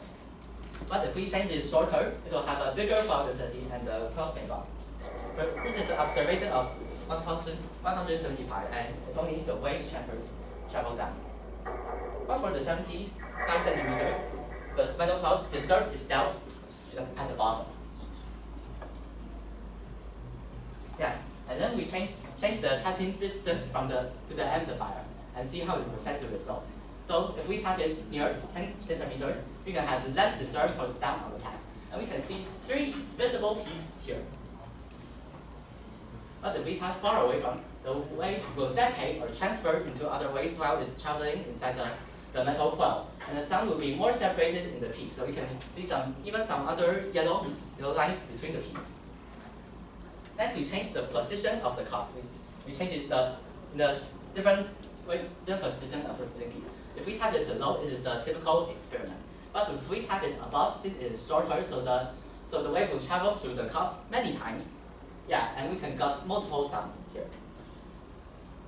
Then when we place the cup in the middle, since neither of the unclouded length is long enough, so we'll get the peaks mixed together, and unclouded length will have the peaks closer to each other. And next we have the position really low. Yeah, since the above part is longer, so you can still see 3 peaks here. And because the below part is still crowded, so you might still see some trend. And next, we set up the slinky horizontal, and we put it on a flat surface, but it didn't work. Then we toggle it, but you can only barely hear the Sci-Fi sound. At last, we tap it. There is an audible Sci-Fi sound, and here is the figure of the horizontal spring. And next this is comparison. We'll compare our results to the theory and the simulation. The first is the fitting line. The T dispersion means a certain frequency sound travel from one point to another point, how long it will take. Yeah, and here is the formula. And our experimental result matches the theory. And here is the simulation that I on the journal. And this is the speed of the sound in the metal. And it included finite difference model to calculate. And the time gap between the peaks here is about the time that the sound travel back and forth the slinky. So we'll compare these 2 figures, and we see the similar trend of the mathematical relationship. But there's less peak in our STFT analysis, and it begins with the lower frequency. So I guess that we can improve our experimental equipment in order to get a more precise data. And last is our conclusion. We'll review what we have done. First, the theory we use is acoustic dispersion, and it can explain why the Sci-Fi sound is formed and what is the frequency relationship between it. And the next is the sound speed, and it can explain the peak number and the time gap between the peak. And the next is, and then we use the Fourier transform for analysis, and we can resolve the sound into different frequencies. And then here is the STFT. By doing this, we can get the relationship between frequency, time, and the amplitude. And next, we change some different variables in our experiment. And first, we have the oscillate and tap, and we have to change the unquoted length and also the gravitational length, and we tap the different distance to the cup. And after comparing these, here are only one main peak, and there has a longer time gap for it. And for the length, it may have 2 Sci-Fi sound when it's too short. And then for the fourth one, it will be more mixed for the peaks. And here are my references. Thank you for your attention. So, Conan, please. To the poster and the coaching, I want to ask what's the definition of the Sci-Fi sound? The definition of the Sci-Fi sound. Yeah. The Sci-Fi sound usually goes from high frequency to low frequency, but the Sci-Fi sound since the Sci-Fi sound is different from every of the humans here, so everyone has the different definition of Sci-Fi sound, but it usually follows the same trend, which is the high frequency to the low frequency. So I want to ask, why the power center wants us to use the spring instead of the other material and will cause the Sci-Fi sound, and why we want to use, we need to use the spring. Why we don't need to use the spring? Why we need, why we need. Yeah, so since the slinky has a longer unplugged length, like me the table here, you cannot hear a clear dispersion because its length is too short, and we cannot have a big enough difference of time. Yeah, but for the slinky, it has a longer unplugged length, which means that it is longer, and the sounds should travel travel even more. So in your opinion, so because of the string can be it will be like a very long string, right? So you can disperse the waves. Yeah, because it has to travel longer and it will have for the velocity difference, it will also causes the time difference. And I want to ask how you measure your voice, your waves. Your you right, measure my waves? by what, sensor or what? A sensor, can you teach the equipment? Okay, so we place the microphone inside the car and we can get the sound. Have you considered the car will affect in this system? The car, yeah. The car will affect the distance. Yeah, will affect the experiment. Experiment. In my observation, that it will still have a Sci-Fi sound and no. Time is up. Following the there.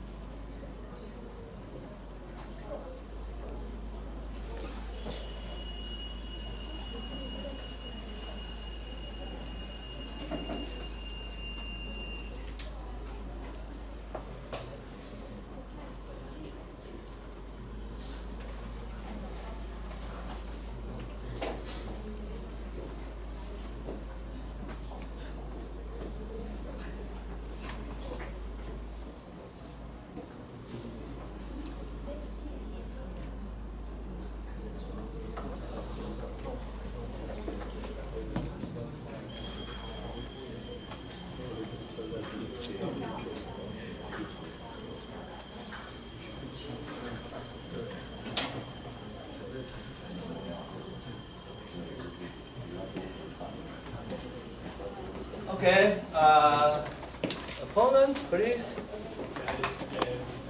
Thank you, I'm today's opponent. And according, I want to read the common statement, and cutting a helical string can make a sound like a letter drop in a science fiction movie, and investigate and explain this phenomenon. And in the reporter's presentation that introduced the Sci-Fi sound with by the video, but we cannot see the contact, before the introduction. And the theory we think that it goes through too quickly and has no background support, and that didn't explain why the string will cause the dispersion. And I think that is a very important part. And the model, and I think that just tell us what observation I have and some hypothesis in the report. And in their experiment, they trained a lot of variables and used try to show out the result. but we cannot see the connection with the theory, and because that didn't mention the theory between the dispersion and the string. And in conclusion, that it seems like the result matches the theory and goes to the graph and analyze it. For our we didn't see the theoretical support that I think that they should talk more about the theoretical and the support, and that should tell me why the string will cause the distortion and will make a side sound.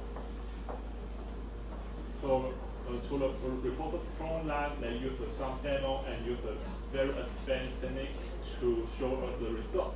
And I think that the reporter didn't mention the significance of the string to create a side sound, and like I would say, and I think that they really should need the theory support. And I want to include discussion. Yep. Okay. Thank you for your suggestion. Also, can you tell me why will the string cause why will string have the dispersion? Okay, so maybe can I use the blackboard? Okay. Yeah, so as we see the sticky, we usually see it as a relatively short item. Yeah, but when we stick it on coil, it will be really long.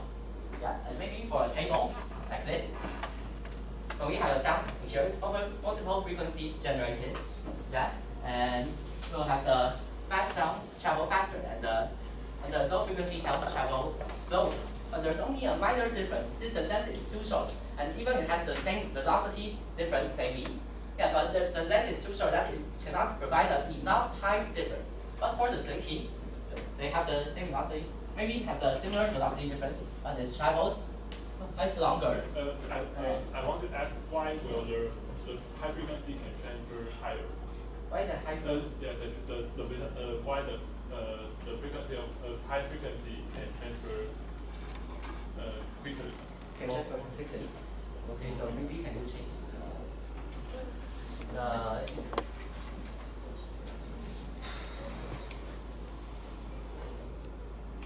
okay, so as this equation here, you can see that the T dispersion equals to this, and when the frequency is higher, there will be a lower time travel.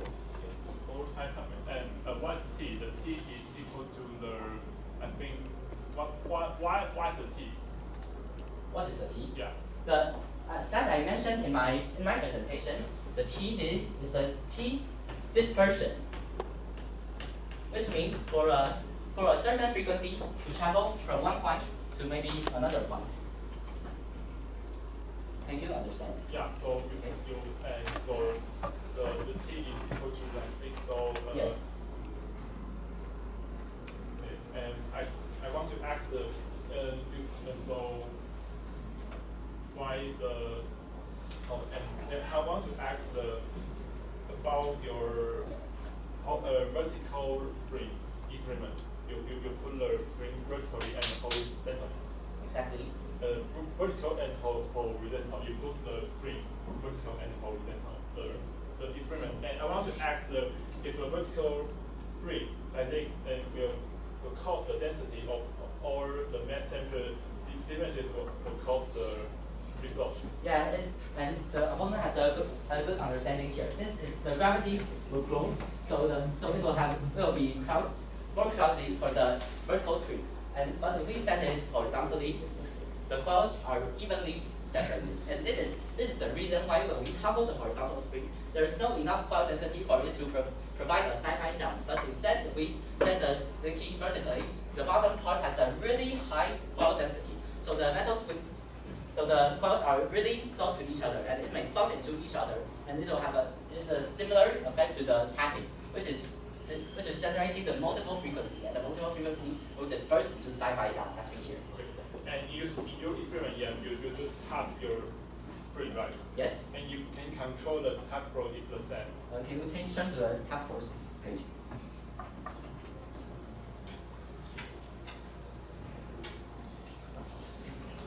In our observation, first the tap force doesn't really affect the frequency, and even if there's a minor difference, as you can see, we can already know the different amplitude here, which represents the the how do we type. So you can also know this. So you said that the dispersion will because the string can disperse the weights, right? And so every material will affect like this. Yeah, every material, most of the material will affect like this. What is most of the material? Actually, yeah, maybe every. Yeah, so if we do it like this, you can still hear some kind of, maybe you can still hear the frequency travel down, but it is a really short time distance, so we cannot distinguish it very obviously. But for the slinky, since it is long enough, so we can have the time difference enough to go from the high one to the high frequency to the low frequency, and we can distinguish and hear it as a Sci-Fi sound. Okay, and in your experiment setup, so do you consider the air transfer the waves, the air? The air transfer. The waves. Okay, of course. So you know the Sci-Fi sound is that's because of course you need to hear the Sci-Fi sound, right? So also the metal pulse will still disturb the air, and the air will transfer the waves into our ears. But can you change to the model page? Okay, sorry. On the model, yeah, good. Maybe the air has a relatively low density. No, little density. But when it's transferred in the other media, first the high frequency sound has already traveled faster. On after what the main parameters will affect the denominator the most? What is the main parameter? Can I say two? First, of course, the most important part is the material. Yeah, what material will cost? It's usually the more high density or More high density, and it has a long compound depth, which is my second parameter. Okay, so can you compare all the parameters that you use and interfere to tell us what the relationship is? You cannot tell me what you want to do those variables parameters and Parameters. So yeah. Maybe I discuss it one by one. Okay. And another one. So I think like your experiment you just a lot of observation, but did not really use theory to talk about it. Yeah. So it has no theory support to those variables. Loss variables. Yeah. Yeah. So for the first, different is very way. Yeah. So first, the metal pulse bumping into each other is of course not the Sci-Fi sound. Yeah, like if you use a chopsticks to have this board, of course there's no Sci-Fi sound. So natural oscillation cannot provide a clear Sci-Fi sound for us to distinguish between the bumping and the Sci-Fi sound. And also for the disturbed direction, we have a longitudinal wave, and we can observe it clearly, and we can still observe that. And for the different, you want to. Can you move to your conclusion?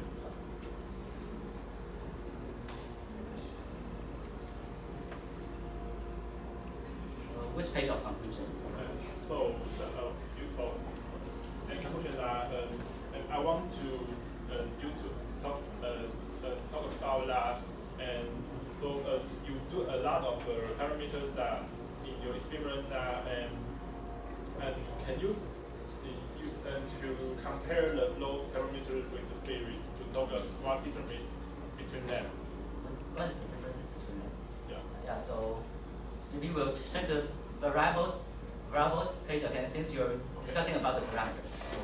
So we have already explained these two. And the third, the tap flow is only the tap is only a multiple frequency generator, and that's not what we're investigating. So when the multiple frequencies is generated, then it will still disperse in the same media. So the tap flow will not affect the Sci-Fi sound. And the force only affects the amplitude. So you can know that it doesn't affect the frequencies so much. And for the spring constant and the uncoiled length, for the uncoiled length, and because it has a longer, like maybe if we have the short uncoiled length, as we said here, even if you have the same velocity difference, there will only be a minor time difference. So you cannot distinguish the Sci-Fi sound so well. But if we have the long uncoiled length, then maybe it needs a longer time to transfer to move from here to here for the low frequency sound. Yeah, so in your experimental line, did you consider the cup? Yeah, you put the cup in the stellar. It will affect the dispersion or Sci-Fi sound. Okay, so first the main usage of the cup is the amplifier, and then the cup might have a minor disturb of the sound that we use, but the cup, even if the cup really has some different sound, it is pretty minor because in the SCFT figure we can know the amplitude about each sound, and also we can know that if the cup has a really small sound, then we cannot see it on our figure. Okay, so can you tell me what the theory about the variable? And I'm not talking about the variable, and I'm just talking about the theory. And you took a lot of variables, but did not mention the theory. As I mentioned, I'm just taking the theory on this. Yeah. So for the time relation, Yeah. the time is shorter. That means the velocity is bigger. Yeah. For the velocity figure, we can organize this model. So my explanation is based on the theory. So in the screen that did you use the plastic screen? No, because I haven't found the plastic screen. Okay. Yeah, but I think that it will not have a so obvious disperse since the sound travels slower in there, and we will have a shorter time difference.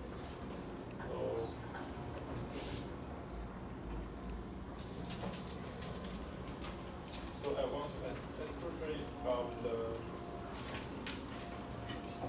so I think that about the screen that you mentioned that because of the dispersion that and so every medium that we can use it can disperse the waves, right? In your opinion? Yes. Is that right for you? Yeah, all media can disperse the frequency in different ways. So different so according to the problem statement, why you think that why the problem statement want us to use the spring? The spring because it has a longer unquote length. Like here is the short item, but if we pull it straight, it will have a longer unquote length than we observe. Like the spring we use has even 18 meters unquote length. So why they just tell us use a very long string or something that you have to use the string? Yeah, but if there's a very long string, you can barely hear the sound since it is too far from the air, and you cannot. Time is up. Sorry. Opponent summarize the So I'm talking about the reporter use a lot of the variable in experiment. But I think that they didn't mention about the dispersion more.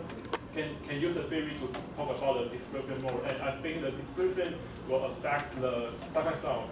Yeah, but I think that they should talk about why will the dispersion cause the Sci-Fi sound and why the dispersion will affect on the spring. And I think that the reporter didn't have enough theory and to support this experiment, and so that he don't know why they will design the variable. The variable that use that is not based on the theory. Thank you. Okay. So the reviewer, please. Okay, I have a question for both of you. I have a question for both of you. How and when does the Sci-Fi sound ends? How What is this like? Yeah, so as we know that the sound, every kind of sound will end, right? When and how? When and how? What First, because when we talk, we'll vibrate the air, and when the air doesn't vibrate so strong, the waves will decay, right? The waves will become weaker and weaker, and so does the Sci-Fi sound. This is the same reason. Yeah, same reason for it to decay and become no sound. I think it's because of the energy will decrease, so the energy will be will become zero. Okay. Because of it. So for you, have you considered the cup, the natural frequency of the cup? Would that include The natural frequency. of the cup? What is the natural frequency? The fundamental frequency. fundamental frequency. Yeah, and when a spring is forming the sound, the cup might vibrate too.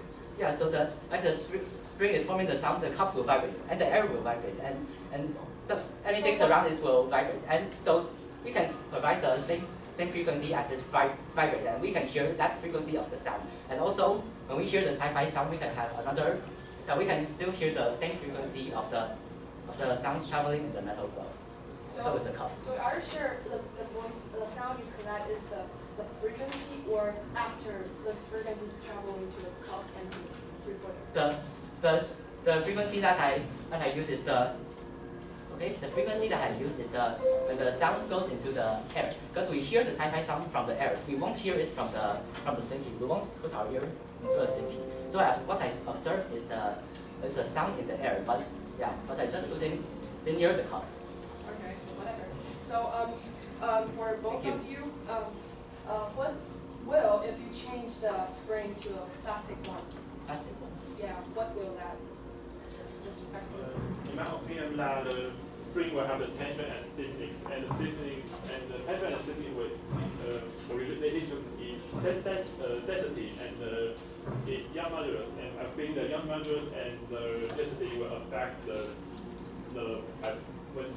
by vibrating, so the sci-fi sound will be different. Yeah. So okay, you have so for the different frequency. Yeah. So when the young modulus, when we stretch the sound, since the stinky is bending, and this might form a slower sound, and we can still observe some kinds of differences for the sound wave traveling in the string. And it has a different tension force. The different material? Oh, if we stretch it. Time is up. Thank you. Thank you for this. Reviewer, you have 2 minutes to prepare.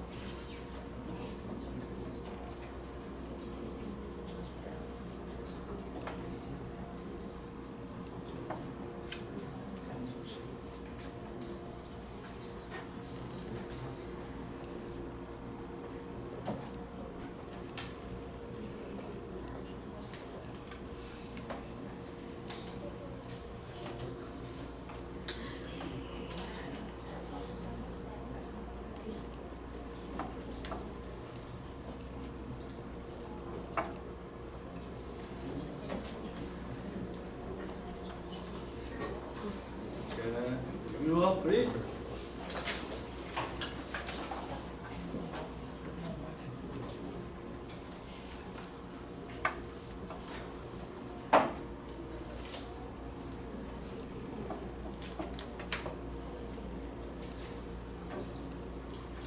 The problem statement, having a helical spring can make a sound like a laser shot in a science fiction movie. Investigate and explain this phenomenon. Okay, the reporter wants to know the relationship between the force, coil density, direction, volume length, and frequency. And the advantage of the reporter is have a clear explanation and have clear definition to the phenomenon. And we suggest that you don't have a math model and you don't have any hypothesis, and you didn't control the thing that would affect experiment very much. Yeah. And review from the opponent and the reporter is that how do you define sci-fi sound? And the reporter said that it's from the high frequency to the lower frequency, and I agree with the reporter. Yeah. The other one is the correlation between the theory and the variables. And when I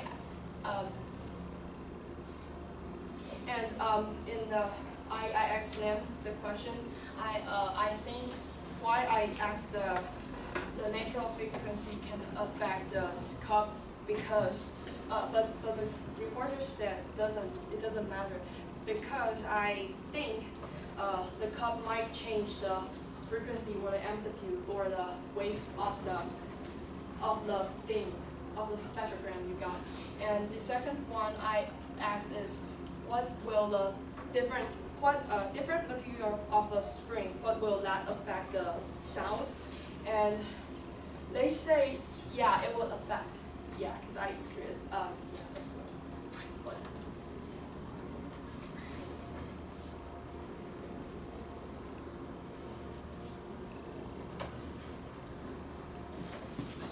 okay, so this is mine.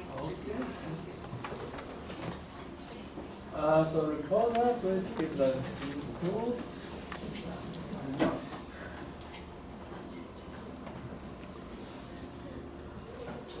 Okay, so honorable juries, esteemed guests, and fellow participants, and my dear teammates, few clarifications firstly. Based on our well-rounded consideration of the effect and many experiments, we could give further explanation on these disputes that others might not understand. Yeah. First the opponent question that we didn't explain in theory, but actually all of our explanation is based on the theory because we have the equation of the TD, yeah, and we can calculate the velocity of it, and with the velocity we can also calculate the time difference. And with the time difference, we can calculate what is the difference with the high frequency and low frequency, and what is the trend, and also the spectrogram. Yeah, and then he said that we changed a lot of variables, but he didn't understand why we changed so lot. And for which, yeah, and we changed a lot of variables just to discuss how the different parameters will affect the results, and also confirming our theory, and that turns out to be quite good. Yeah. Also, the reverse questions that maybe the cup will have a minor difference of the sound. Yeah, it can provide some disturbance. But in the STFT, we can already observe the amplitude of different sounds. So maybe the cup will have some small disturbance. But in the STFT figure, you can only see it may only have a little more amplitude, and you can't even see it, and can't even distinguish as a peak or something else. Yeah, because the figure we show cannot clearly see it.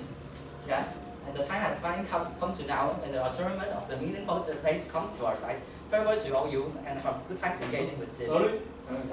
Okay, thank you.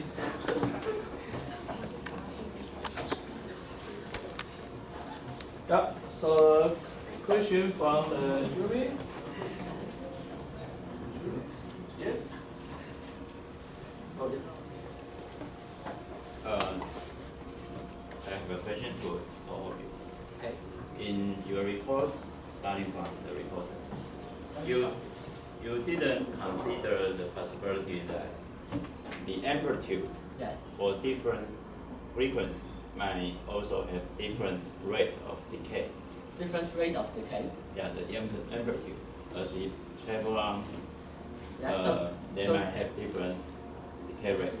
Okay, so may I mean, what do you think if that will affect the result I or think not? okay, so I think the high frequency may decay faster, and because we can it is harder for us to hear, and also for the different frequencies they decay in different rate, Yes. right? Yeah. Yes. So the high frequency one is more unstable, and sometimes it has the slower amplitude, and as you can see it goes from high frequency to low frequency suddenly, and we cannot hear the high frequency really short time. But in the low frequency, from 0 to 1,000 hertz, we can hear it just vibrating continuously later. So I think that the high frequency should decay faster than the low frequency sounds. Would that play some role in this phenomenon? Yes, and as we can see in the figure, here the high frequency will decay faster and it will go faster, but the low frequencies will continuously exist on our figure. Yeah. I think that the experiment that they don't consider the energy decrease in the vibrating, and I think that the second sound and we have a very high frequency in the first time and will decrease and amplitude will decrease and the frequency will become lower. So I think that maybe have a relation between the energy decrease. So I think the amplitude is about the force and gift.